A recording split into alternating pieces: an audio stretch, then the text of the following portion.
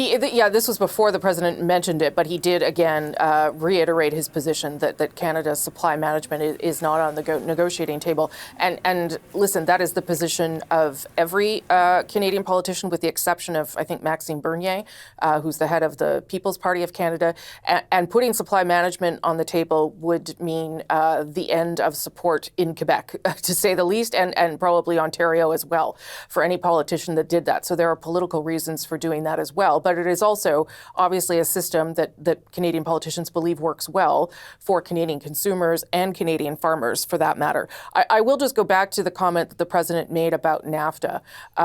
It's not clear to me whether he's talking about the original NAFTA, but a good reminder that it was this president that renegotiated CUSMA and was happy with the deal that he walked away with when he was first president in his first term. So to now be deriding a deal as abusive and damaging to the American economy is quite extraordinary.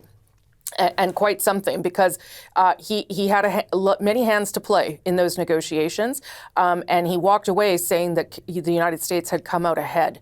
So whether he's talking about the original or where it is now, I think that's also a point we need to reflect on, because clearly, if we get to a renegotiation of this deal after an election, as the Prime Minister and the President have agreed to, whether it's a different Prime Minister or not, or whether we wait until 2026 when the legal review must happen, I think that we should be prepared for that to be very, very difficult. Most politicians believe in this country, most officials believe in this country, that CUSMA is dead, that there is no free trade agreement. And certainly if there's a 10% across the board tariff on Canadian exports, that is accurate. The free trade deal does no longer exist.